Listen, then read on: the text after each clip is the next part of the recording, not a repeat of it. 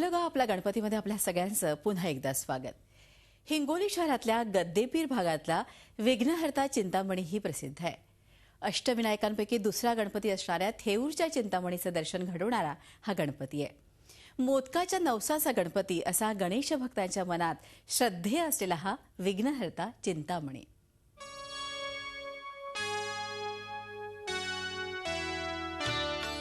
हिंगोली शहरातील गद्देपीर गल्लीत अष्टविनायकापैकी दुसरा गणपती असलेल्या थेऊर येथील चिंतामणी गणपतीचं दर्शन घडवणाऱ्या विघ्नहर्ता चिंतामणीचं हे पावन मंदिर आहे। संकष्ट चतुर्थी आणि अनंत चतुर्दशीला इथं लाखो भाविक दर्शनासाठी गर्दी करत असतात। अंगारकीनिमित्त इथं हजारो भाविकांनी दर्शन घेतलंय। भाविकांना प्रसाद म्हणून मोदक वाटण्याची इथं जुनी प्रथा आहे। मंदिरात गेल्यावर सुबक आणि मनमोहक मूर्तीचं दर्शन घडतं। दुरून दुरून भाविक इथं दर्शनासाठी येत असतात। हे मंदिर हिंगोली शहराच्या मध्यवस्तीत गादेपीर इथं वसलेलं आहे। वर्षभर इथं धार्मिक वातावरण असतं। भक्तांना नवस दिला जातो आणि नवस करण्यासाठी बाहेर प्रांतातून लोक येतात। नवस पूर्ण करण्यासाठी इथून एक मोदक दिला जातो, तो वर्षभर तो भक्त सांभाळतो। गद्देपीर गल्लीत पिराचा ऐतिहासिक खड्डा आहे।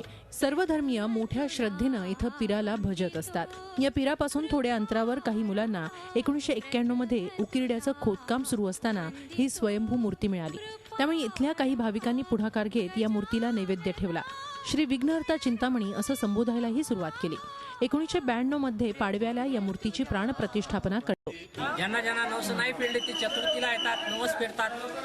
पण बरेच म्हणजे नाही म्हणजे तरी 2.5-3 लाख 4-5 लाख असे मोदक येतात। लोक मोदक फार भाविकतेने वाहतात। वर्षभर पूजा करायची मोदकाची आणि नंतर मग नवस फेडायच्या दिवशी 1008 वगैरे असे मोदक करायचे आणि मग तो प्रसाद गणपतीला अशी प्रथा आहे। अनंत चतुर्दशीच्या रात्री भक्तांचा ओढा थांबल्यानंतर दुसऱ्या दिवशी संध्याकाळी 6 वाजेपर्यंत चिंतामणीला विश्रांती दिली जाते। त्यानंतर 56 प्रकारचे नैवेद्य वाहिले जातात। यावेळी मंदिर बंद ठेवलं जातं। त्यानंतर विघ्नहर्त्या चिंतामणीची दृष्टही काढली जाते। मोदकाच्या नवसाला पावणारा गणपती म्हणून याचं नाव लौकिक आहे। महाराष्ट्रातूनच नव्हे तर देशभरातून इथे लाखो भक्त भाविक मोदक घेऊन येत असतात।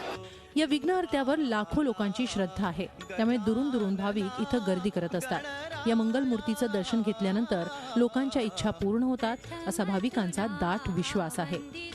गजानन देशमुखसह bureau report, Zee media, Hingoli. Zee 24 तास रहा एक पाऊल पुढे।